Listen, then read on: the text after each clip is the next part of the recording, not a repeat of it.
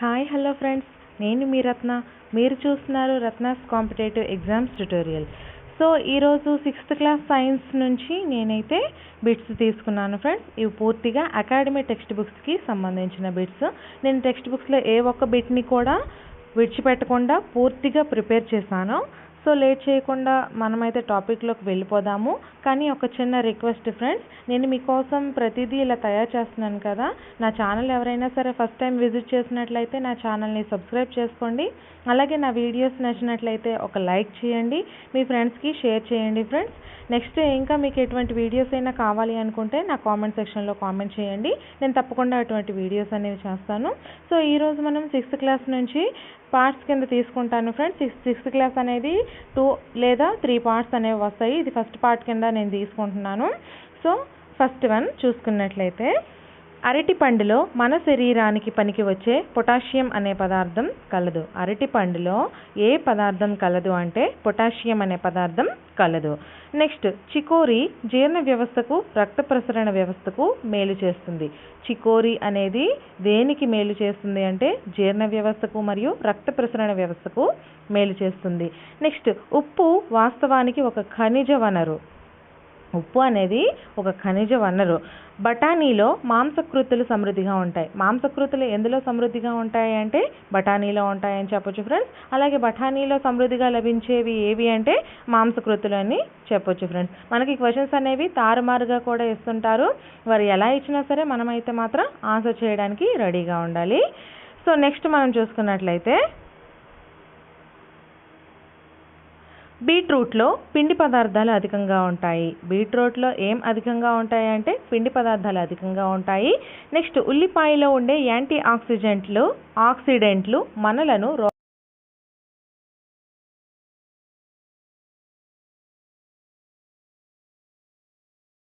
అనేవి రోగాల నుంచి కాపాడతాయి.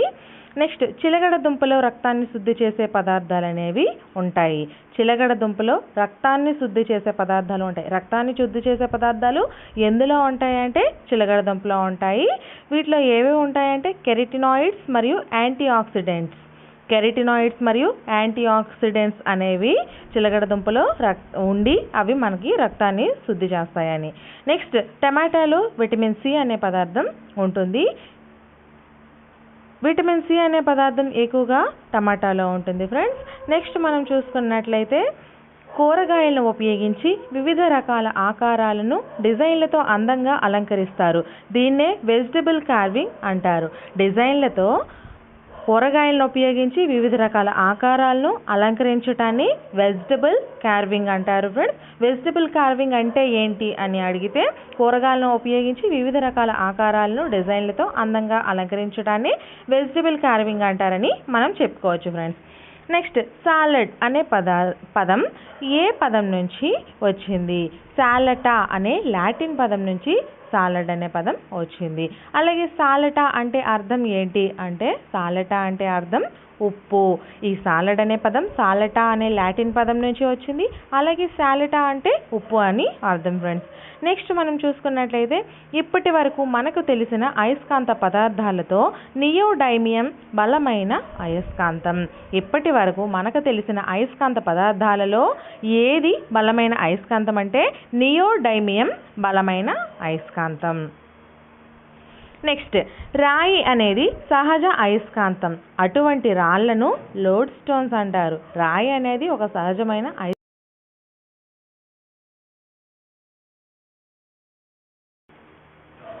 నెక్స్ట్, సాధారణంగా ఇనుము, నికెల్, రాగి, కోబాల్ట్, అల్యూమినియం మిశ్రమాలతో శక్తివంతమైన అయస్కాంతాలను తయారు చేయవచ్చు.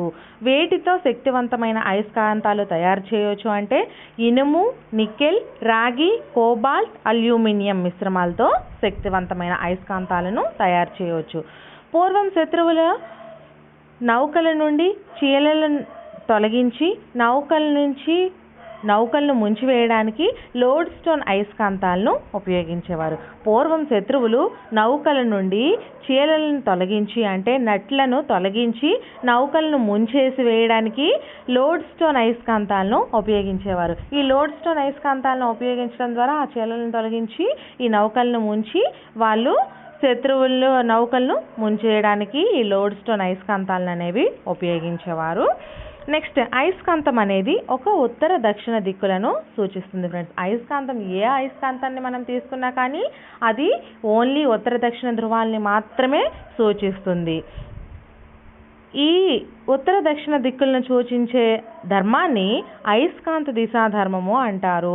అయస్కాంతం ఓన్లీ ఉత్తర దక్షిణ దిక్కులను మాత్రమే సూచిస్తుంది కాబట్టి ఇటువంటి ఒక కృత్యాన్ని అయస్కాంత దిశాధర్మము అంటారు. అలాగే దీని ఆధారంగానే అయస్కాంత దిక్సూచిని తయారు చేశారు. అంతే కదా ఫ్రెండ్స్, అయస్కాంత దిక్సూచి అనేది దీని ద్వారానే తయారు చేశారు. ఎందుకంటే మనం సపోజ్ ఎక్కడైనా తప్పిపోయినా సరే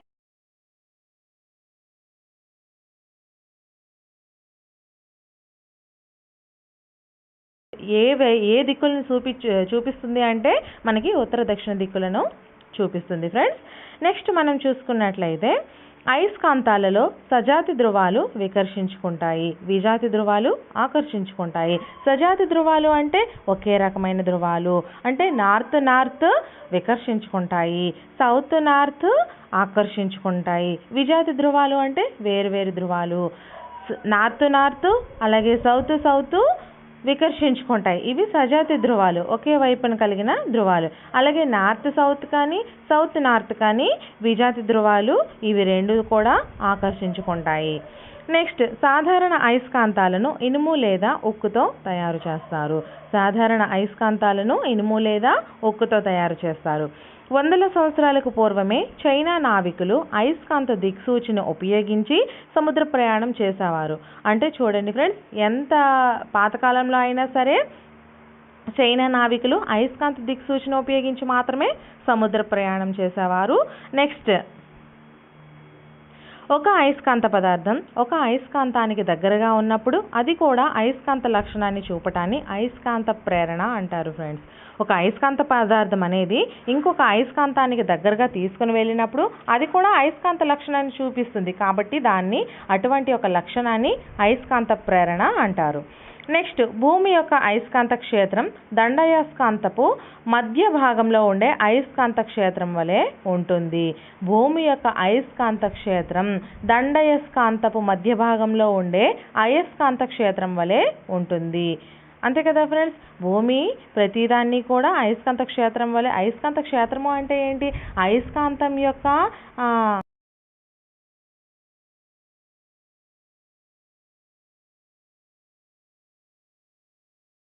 అయస్కాంత క్షేత్రం దండాయస్కాంతపు మధ్య భాగంలో ఉండే అయస్కాంత క్షేత్రం వలె ఉంటుంది. అంతే కదా, మనకి భూమి ఆకర్షణ అనేది ఉంది కదా, సో ఇది కూడా ఒక రకమైన అయస్కాంత తత్వం అనే మనము చెప్పవచ్చు. నెక్స్ట్ మనం చూసుకున్నట్లయితే భూ అయస్కాంత తీవ్రత శీతల లేదా ఫ్రిడ్జ్ అయస్కాంత తీవ్రత కన్నా 20 రెట్లు శక్తివంతమైనది. భూ అయస్కాంత తీవ్రత ఫ్రిడ్జ్ యొక్క అయస్కాంత తీవ్రత కన్నా ఎన్ని రెట్లు శక్తివంతమైంది అంటే 20 రెట్లు శక్తివంతమైందని మనము చెప్పుకోవచ్చు ఫ్రెండ్స్.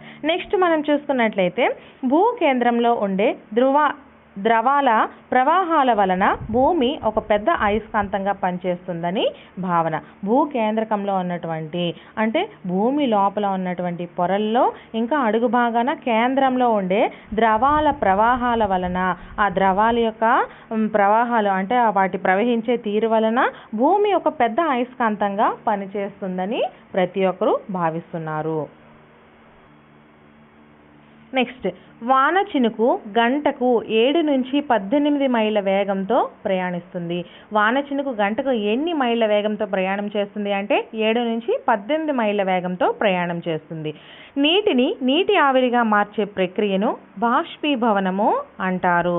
నీటిని మరిగించేటప్పుడు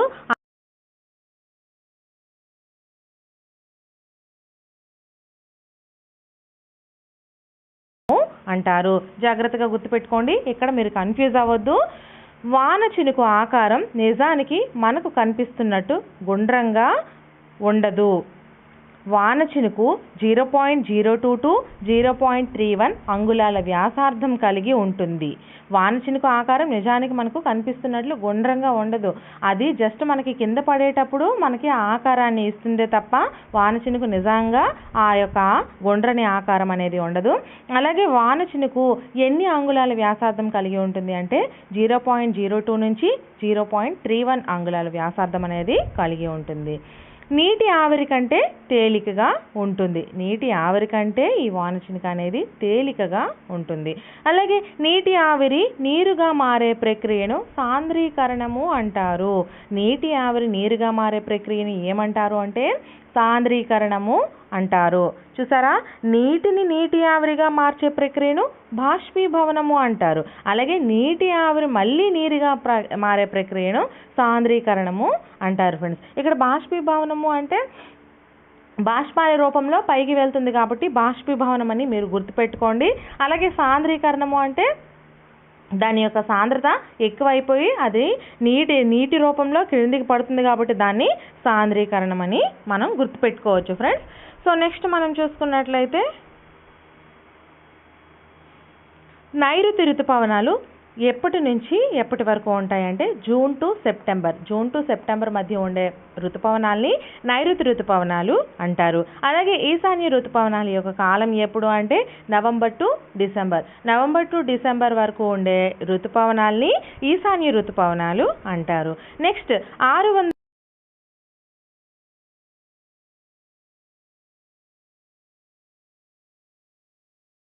కాలంలో మొదటిగా జంతువులు ఉద్భవించాయంటే 600 మిలియన్ సంవత్సరాలకు పూర్వం ఉద్భవించాయి. అలాగే రాత్రి వేళలో గబ్బిలాలు వాటి ఆహారాన్ని వినికిడి ద్వారా వెతుకుతాయి.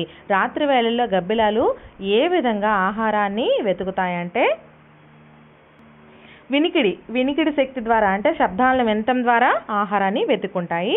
నెక్స్ట్ జంతువులను ప్రాథమిక సమూహాలుగా వర్గీకరిస్తారు. జంతువులను కొన్ని రకాల సమూహాలుగా వర్గీకరిస్తారు. అవేంటేంటో మనం చూసుకుందాం. ఫస్ట్ వన్ అకశేరుకాలు, సెకండ్ వన్ ఉభయచరాలు, థర్డ్ వన్ పక్షులు, ఫోర్త్ వన్ చేపలు, ఫిఫ్త్ వన్ సరీసృపాలు, సిక్స్త్ వన్ క్షీరదాలు. అకశేరుకాలు అంటే చూడండి ఫ్రెండ్స్, అకశేరుకాలు అంటే వెన్నెముక లేని జీవులు. కశేరుకం అంటే వెన్నెముక, అకశేరుకం అంటే వెన్నెముక లేని జీవులు. అలాగే సెకండ్ వన్ ఉభయచరాలు అంటే నేల మీద మరియు నీటిలోనూ జీవించే జంతువులను ఉభయచరాలు అంటారు.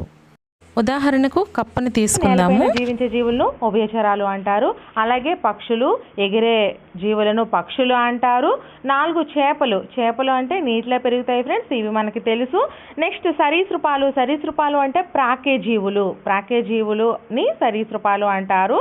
పాములు, ఎలుకలు, తొండలు, బల్లులు ఇవన్నీ కూడాను ఎలుకలు కాదు, పాములు, బల్లులు, తొండలు ఇవన్నీ కూడా సరీసృపాల క్రిందకి వస్తాయి. సిక్స్త్ వన్ క్షీరదము అంటే పాలిచ్చి పిల్లల్ని కని పెంచే జీవులను క్షీరదాలు అంటారు ఫ్రెండ్స్. నెక్స్ట్ మనం చూసుకున్నట్లయితే ప్రస్తుతం భూమి మీద జీవించి ఉన్న జంతుజాలంలో 5400 క్షీరద జాతులు నివసిస్తున్నాయి. ప్రస్తుతం భూమి మీద జీవించి ఉన్న జంతువు జాలంలో ఎన్ని జాతులు నివసిస్తున్నాయంటే 5400 జీవజాతులు, క్షీరద జాతులు నివసిస్తున్నాయి ఫ్రెండ్స్. నెక్స్ట్ స్పంజికలు అనే జంతువులలో చలనం అనేది ఉండదు. జీవితంలో ఎక్కువ కాలం ఒకే ప్రదేశంలో స్థిరంగా ఉంటాయి. స్పంజికలు అనే జీవుల్లో చలనం అనేది ఉండదు. ఈ స్పంజికలు అనేవి ఏదైనా ఒక ఆధారాన్ని పట్టుకొని అలా గడిపేస్తాయి కాబట్టి వీటి జీవితంలో ఎక్కువ కాలం ఒకే ప్రదేశంలో స్థిరంగా ఉంటాయి. అలాగే మన పరిసరాల్లో నివసించే గ్రద్దలను సహజ పారిశుద్ధ్య కార్మికులు అంటారు ఫ్రెండ్స్. దీని విషయాల్లో మీరు కన్ఫ్యూజ్ అవ్వకండి, గ్రద్దలను సహజ పారిశుద్ధ్య కార్మికులు అంటారు. నెక్స్ట్ జంతువులలో నీలి తిమింగలం చాలా పెద్దది. జంతువులలో చాలా పెద్దది ఏది అంటే నీలి తిమింగలం. అలాగే క్రేన్ ప్లే లార్వా దశలో ఉన్నప్పుడు ఎక్కువగా తింటుంది. క్రేన్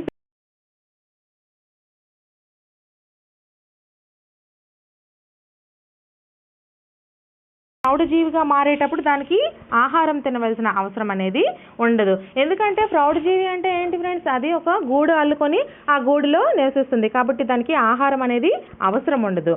అలాగే నీలి తిమింగలం 110 నుంచి 100 టన్నుల బరువును, 20 నుంచి 30 మీటర్ల పొడవును కలిగి ఉంటుంది. ఈ నీలి తిమింగలం అనేది 110 నుంచి 100 టన్నుల బరువును కలిగి ఉంటుంది. అలాగే 20 నుంచి 30 మీటర్ల పొడవును కలిగి ఉంటుంది. నెక్స్ట్ 150 మిలియన్ సంవత్సరాల పూర్వం మీసోజాయిక్ యుగంలో సరీసృపాల నుండి పక్షులు ఉద్భవించాయి. ఎన్ని సంవత్సరాల పూర్వం ఉద్భవించాయి అంటే 150 మిలియన్ సంవత్సరాల పూర్వం. అలాగే ఏ యుగంలో సరీసృపాల నుంచి పక్షులు ఉద్భవించాయి అంటే మీసోజాయిక్ యుగంలో సరీసృపాల నుంచి పక్షులు అనేవి ఉద్భవించాయి. నెక్స్ట్ మనం చూసుకున్నట్లయితే మనం ఆవులను పాల కోసం పెంచినట్లు చీమలు హనీడ్యూ అనే పదార్థం కోసం ఎపిడ్స్ ఒక రకమైన కీటకాలను పెంచుతాయి. మనం ఆవులను పాల కోసం ఏ విధంగా అయితే పెంచుతామో అలాగే చీమలు కూడా హనీడ్యూ అనే పదార్థం కోసం ఎపిడ్స్ అనే ఒక రకమైన కీటకాలను పెంచుతాయి. అలాగే చిరుతపులి పిల్లి కుటుంబానికి చెందినది. పిల్లి, చిరుతపులి ఈ రెండు కూడా ఒకే కుటుంబానికి చెందినవి. ఇది 12 నుండి 17 సంవత్సరాలు జీవిస్తుంది. ఈ చిరుతపులి అనేది 12 నుండి 17 సంవత్సరాలు జీవిస్తుంది. ఒక వస్తువు రంగు దాని నుండి విడుదలయ్యే కాంతి రంగుపై ఆధారపడి ఉంటుంది. ఎప్పుడైనా మీరు గమనించారా ఫ్రెండ్స్, మనం ఒక రకమైన కాంతి దగ్గరికి వెళ్తే మన డ్రెస్ కలర్స్ కూడా దాన్ని బట్టి కొంచెం చేంజ్ అవుతూ ఉంటాయి. కాబట్టి ఒక వస్తువు యొక్క రంగు అనేది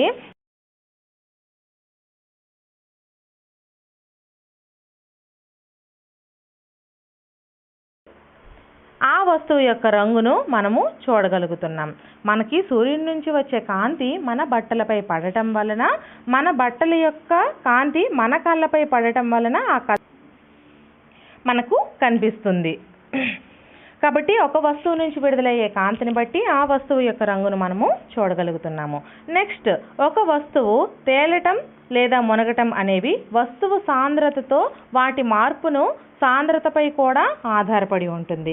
అంతే కదా, ఒక వస్తువు తేలడం మునగటం అనేది వాటి యొక్క సాంద్రతతో పాటు వాటి యొక్క మార్పు సాంద్రతపై కూడా ఆధారపడి ఉంటుంది. సాంద్రత అంటే వాటి యొక్క బరువు ఎక్కువగా ఉంటే మునుగుతుంది, తేలిగ్గా ఉంటే తేలుతూ ఉంటుంది. అలాగే సాంద్రతతో వాటి మార్పును, వాటిలో ఉన్నటువంటి మార్పులు లేదంటే వాటిలో గాలి ఉన్నట్లయితే అది తేలుతూ ఉంటుంది. ఈ విధంగా వాటి యొక్క మార్పు పైన కూడా ఆధారపడి ఉంటుంది. నెక్స్ట్, మనకు స్పష్టంగా కనిపించేటువంటి పదార్థాలను పారదర్శక పదార్థాలు అంటారు. మనకు స్పష్టంగా ఏ అయితే కనిపిస్తాయో అటువంటి పదార్థాలను పారదర్శక పదార్థాలు అంటారు. స్పష్టంగా కనిపించడం అంటే ఏంటి ఫ్రెండ్స్, మధ్యలో ఏ ఎనకం పెట్టినా కూడా దాని ద్వారా కాంతి అనేది స్పష్టంగా మన కళ్ళకు చేరితే అటువంటి పదార్థాలను పారదర్శక పదార్థాలు అంటారు. ఉదాహరణకు గాజు, పాలిథిన్ సంచి. ఈ గాజుని కానీ పాలిథిన్ సంచిని కానీ మనం చూసుకున్నట్లయితే, ప్రయోగం చేసినట్లయితే వీటి నుంచి మనకి కాంతి అనేది మన కళ్ళకు డైరెక్ట్గా కనిపిస్తుంది కాబట్టి ఇవి పారదర్శక పదార్థాలు అంటారు. అలాగే ఏదైనా వస్తువును ఉంచినా కూడా మనకి వాటి నుంచి క్లియర్గా చూడగలము కాబట్టి వాటిని, అటువంటి పదార్థాలను పారదర్శక పదార్థాలు అంటారు. అలాగే చెక్క, స్టీలు, కార్డ్బోర్డ్ వంటి కొన్ని పదార్థాల గుండా అవతలి వస్తువులను మనము చూడలేము. అటువంటి పదార్థాలను అపారదర్శక పదార్థాలు అంటారు. ఏ వస్తువుల గుండా అయితే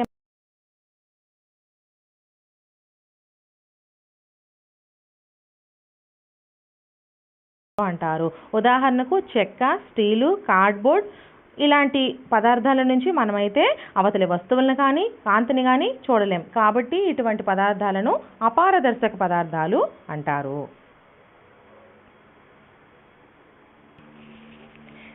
నెక్స్ట్, నీటి సాంద్రత 1 గ్రామ్ పర్ మిల్లీలీటర్. ఏదైనా ఒక వస్తువు నీటిపై తేలాలంటే దాని యొక్క సాంద్రత 1 గ్రామ్ పర్ మిల్లీలీటర్ కన్నా తక్కువగా ఉండాలి. నీటి యొక్క సాంద్రత 1 గ్రామ్ పర్ మిల్లీలీటర్ కన్నా తక్కువ ఉంటేనే ఆ వస్తువు అనేది నీటిపై తేలియాడుతూ ఉంటుంది. కొన్ని పదార్థాల గుండా అవతలి వస్తువులను చూడగలం కానీ స్పష్టంగా చూడలేం. ఇటువంటి పదార్థాలను పాక్షిక పారదర్శక పదార్థాలు అంటారు. ఎటువంటి పదార్థాల గురించి అయితే మనం అవతలి వస్తువును క్లియర్గా చూడగలమో అటువంటి పదార్థాలను పారదర్శక పదార్థాలు అంటారు. అలాగే ఎటువంటి పదార్థాలు గుండా మనమైతే అవతలి వస్తువులను క్లియర్గా చూడలేమో అటువంటి పదార్థాలను అపారదర్శక పదార్థాలు అంటారు. అలాగే స్పష్టంగా మనం అవతలి వస్తువులను చూడగలం కానీ అది స్పష్టంగా మనకి కనిపించదు, అటువంటి పదార్థాలను పాక్షిక పారదర్శక పదార్థాలు అంటారు. పాక్షిక అంటే సగము, కొంచెం మాత్రమే కనిపించే పదార్థాలను పాక్షిక పారదర్శక పదార్థాలు అంటారు. అలాగే పాత్రను బట్టి ఆకారాన్ని మార్చుకునే పదార్థాలను ద్రవ పదార్థాలు అంటారు.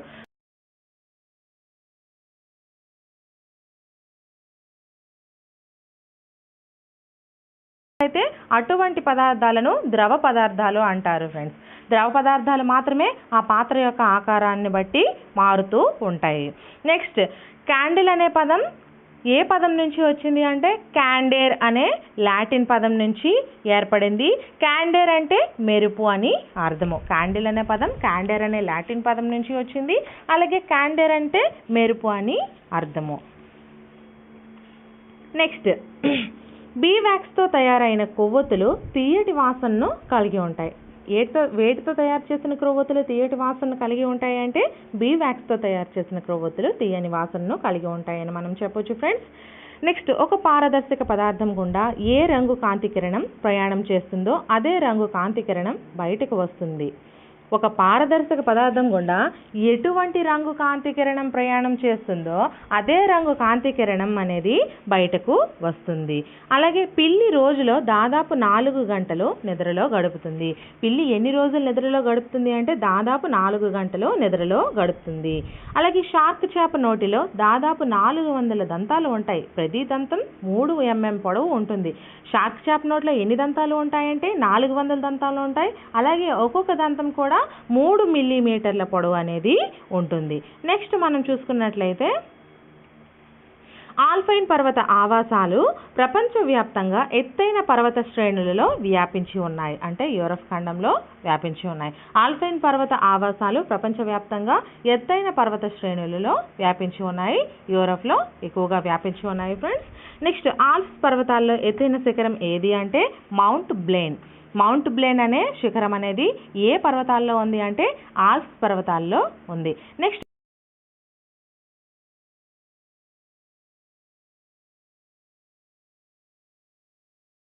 పర్వత ఆవాసాల్లో ఎటువంటి రక జీవులు నివసిస్తాయి అంటే క్షీరదాలు, పక్షులు, సరీసృపాలు, ఉభయచరాలు వంటి భౌమ్య ఆవాస జంతుజాలము అంటే భూమి మీద పెరుగుతున్నటువంటి జంతుజాలం అనేది ఉంటుంది ఫ్రెండ్స్.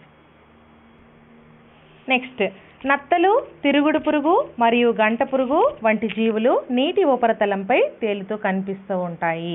నత్తలు, తిరుగుడు పురుగు మరియు గంట పురుగు వంటి జీవులు ఎక్కడ కనిపిస్తాయి అంటే నీటి ఉపరితలంపై తేలుతూ కనిపిస్తాయి. సముద్ర గర్భంలో మైళ్ళ కొద్దీ వ్యాపించి ఉండే కోరల్ రీఫ్ కూడా ఒక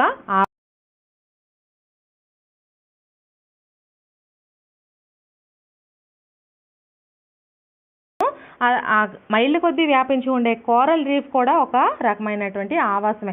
ఆవాసము అంటే ఏంటి ఫ్రెండ్స్?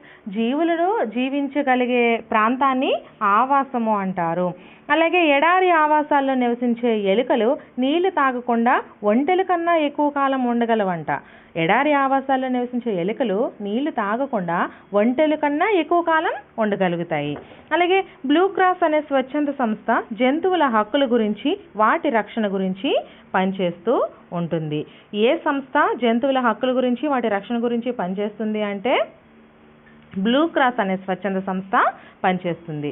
నెక్స్ట్ మనం చూసుకున్నట్లయితే భూగోళం మొత్తం మీద వ్యాపించి ఉన్న అటవీ ఆవాసాలలో 3/4 వృక్షజాలమే ఉంటుంది.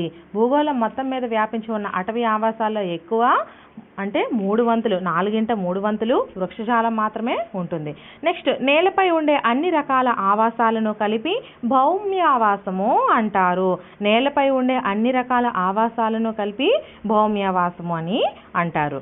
నెక్స్ట్, సవన్నా గడ్డి భూములు ఆవాసాలలో చెట్లకు బదులుగా దట్టమైన గడ్డి విస్తరించి ఉంటుంది. సవన్నా గడ్డి భూములని పేరు రావడమే దట్టమైన గడ్డి విస్తరించి ఉండడం వల్ల ఆ పేరు వచ్చింది.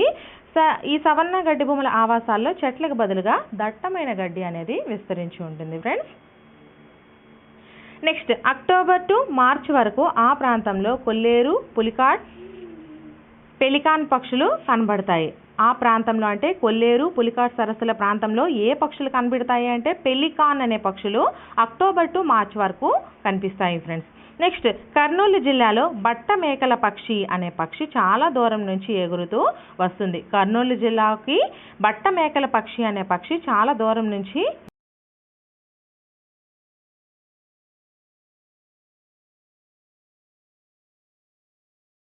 భావిస్తారు. జలావాసంగా వేటిని భావిస్తారు అంటే కుంటలు, చెరువులు, కాలువలు, నదులు, సముద్రాల వలె చిత్తడి నేలలను కూడా జలావాసంగానే భావిస్తారు. నెక్స్ట్ నదులలో మంచినీరు, సముద్రాలలో ఉప్పు నీటితో కలిసే ప్రాంతంలో మడ అడవులు పెరుగుతాయి. మడ అడవులు అంటే మ్యాంగ్రూవ్స్ వనాలని మడ అడవులు అంటారు. నదులలో మంచినీరు, సముద్రాల్లో ఉప్పు నీటితో కలిసే ప్రాంతాల్లో ఈ మడ అడవులు అనేవి ఎక్కువగా పెరుగుతాయి ఫ్రెండ్స్. నెక్స్ట్ కర్పూర వృక్షం, సిన్నమోమం క్యాంఫోరా. కర్పూర వృక్షం యొక్క శాస్త్రీయనామం ఏంటి అంటే సిన్నమోమం క్యాంఫోరా. చెట్టు బెరడును స్వేదనం చేయటం ద్వారా కర్పూరాన్ని తయారు చేస్తారు. ఈ కర్పూర వృక్షం యొక్క చెట్టు యొక్క బెరడును స్వేదనం చేయటం ద్వారా ఈ కర్పూరాన్ని తయారు చేస్తారు ఫ్రెండ్స్. కర్పూరాన్ని దేంతో తయారు చేస్తారు అంటే కర్పూర వృక్షము సిన్నమోమం క్యాంఫోరా అనే చెట్టు యొక్క బెరడును స్వేదనం చేయటం ద్వారా ఈ కర్పూరాన్ని తయారు చేస్తారు. అలాగే ఉప్పు, పటిక మొదలైన స్ఫటికాలలో కూడా నీరు ఉంటుంది. దీన్నే స్ఫటిక జలము అంటారు. ఉప్పు, పటిక మొదలైన స్ఫటికాల్లో కూడా నీరు ఉంటుంది కాబట్టి దీన్నే స్ఫటిక జలము అని అంటారు ఫ్రెండ్స్. నెక్స్ట్ ఇసుక, కంకర, సిమెంట్లను తగిన పాళ్ళలో కలిపి ఇనుప రాడ్లో వేయడాన్నే కాంక్రీట్ అంటారు. ఇసుక, కంకర, సిమెంట్లను తగిన పాళ్ళలో కలిపి ఇనుప రాడ్లో వేయడాన్ని కాంక్రీట్ అంటారు. జోర్డాన్ దేశంలో ఉన్న మృత సముద్రంలో నీటి మీద మనం సులభంగా నడవచ్చు. జోర్డాన్ దేశంలో ఉన్న మృత సముద్రంలో నీటి మీద మనం సులభంగా నడవచ్చు. అదేంటి సముద్రంలో నీటి మీద మనం సులభంగా ఎలా నడవచ్చు అనుకుంటున్నారా? అక్కడ జోర్డాన్ దేశంలో ఉన్న మృత సముద్రం అనేది మంచుతో గడ్డగట్టిపోయి ఉంటుంది కాబట్టి దాని మీద మనము సులభంగా నడవచ్చు. నెక్స్ట్ ఉప్పు నీటి నుండి ఉప్పును పొందడానికి సాధారణంగా నీటిని సూర్యరశ్మి వలన బాష్పీభవనం చెందిస్తారు. ఉప్పు నీటి నుంచి ఉప్పును పొందడానికి ఏం చేస్తారు అంటే సూర్యరశ్మి నుంచి బాష్పీభవనం చెందిస్తారు. అంటే ఆ నీటిని గ్రహించి మనకి ఉప్పును మాత్రమే ఇవ్వడాన్ని బాష్పీభవనం అని అంటారు. నెక్స్ట్ రాజస్థాన్లో సాంబార్ సరస్సు మన దేశంలో ఉన్న అతిపెద్ద ఉప్పు నీటి సరస్సు. మన దేశంలో ఉన్నటువంటి అతిపెద్ద ఉప్పు నీటి సరస్సు ఏది అంటే రాజస్థాన్లో ఉన్నటువంటి సాంబార్ సరస్సు. ఈ సాంబార్ సరస్సు ఎక్కడ ఉంది అంటే రాజస్థాన్లో ఉంది. రాజస్థాన్లో ఉన్నటువంటి సాంబార్ సరస్సు మన దేశంలోనే ఉన్న అతిపెద్ద ఉప్పు నీటి సరస్సు. నెక్స్ట్ ఒరిస్సాలోని చిలకా సరస్సు మన దేశంలో అతి పొడవైన సరస్సు. మన దేశంలో అతి పొడవైన సరస్సు ఏది అంటే చిలకా సరస్సు. ఇది ఎక్కడ ఉంది అంటే ఒరిస్సాలో ఉంది. నెక్స్ట్ అతిపెద్ద మంచినీటి సరస్సు ఉలార్ సరస్సు అనేది మన దేశానికి చెందిన అతిపెద్ద మంచినీటి సరస్సు. ఇది ఎక్కడ ఉంది అంటే కాశ్మీర్లో ఉంది. కాశ్మీర్లో ఉలార్ అనే మంచినీటి సరస్సు మన దేశంలోనే అతిపెద్ద మంచినీటి సరస్సు. నెక్స్ట్ ఏదైనా పదార్థం నేరుగా ఘనరూపం నుంచి వాయురూపంలోకి, వాయురూపం నుంచి ఘనరూపంలోకి మారే ప్రక్రియనే ఉత్పతనము అంటారు. ఏదైనా ఒక పదార్థం నేరుగా ఘనరూపం నుంచి వాయురూపంలోకి, అలాగే వాయురూపం నుంచి తిరిగి ఘనరూపంలోకి మారే ప్రక్రియను అంటే ఆ జరిగేటువంటి ప్రక్రియను ఉత్పతనము అంటారు. Next chromatography. ఈ క్రోమటోగ్రఫీ అంటే ఏంటి? రంగుల మిశ్రమం నుంచి వివిధ రంగులను మనము వేరు చేయడానికి ఉపయోగించే పద్ధతిని. ఈ రంగులన్నీ కలయిక ఉంటుంది కదా, ఈ రంగుల యొక్క మిశ్రమం నుంచి వివిధ రంగులను వేరువేరుగా చేయడాన్నే ఈ క్రోమటోగ్రఫీ అంటారు. అంటే వేరు చేయడానికి ఉపయోగించే పద్ధతిని క్రోమటోగ్రఫీ అంటారు. నెక్స్ట్ మనం ఎక్కువ కాలం స్వేదన జలాన్ని తాగినట్లయితే జీవక్రిములు మందగిస్తాయి. జీవక్రియలు అనేవి మందగిస్తాయి. జీవక్రియలు అంటే మనం చేసుకునే రోజువారీ పనులు మందగిస్తాయి. కారణం లవణాలు లోపించడం. ఎక్కువ స్వేదన జలాన్ని తాగినట్లయితే లవణాలు మన శరీరంలో లోపించి మనం రోజువారీ చేసే జీవక్రియలు అనేవి మందగిస్తాయి. నెక్స్ట్ ఘన CO2ను ఏమంటారు? డ్రై ఐస్ అంటారు. అంటే పొడి మంచునే ఘన CO2 అని అంటారు ఫ్రెండ్స్. సో దీన్ని మనం పార్ట్ 1గా నేను 6th క్లాస్ సైన్స్ అనేది తీసుకున్నాను. నెక్స్ట్ వీడియో నేను పార్ట్ 2గా ప్రిపేర్ చేస్తాను. సో నా వీడియోస్ కనుక మీకు నచ్చినట్లయితే ఖచ్చితంగా లైక్ చేయండి ఫ్రెండ్స్. అలాగే నా ఛానల్ని సబ్స్క్రైబ్ చేసుకోండి. మీకు ఇంకా ఎటువంటి వీడియోస్ అయినా కావాలి అనుకుంటే ఖచ్చితంగా కామెంట్ సెక్షన్లో కామెంట్ చేసినట్లయితే నేను మీకోసం అటువంటి వీడియోస్ని ప్రిపేర్ చేస్తాను ఫ్రెండ్స్. సో మీ ఫ్రెండ్స్ అందరికీ షేర్ చేయడం అయితే మాత్రం మర్చిపోకండి. నెక్స్ట్ వీడియోతో మళ్ళీ కలుస్తాను. Bye friends.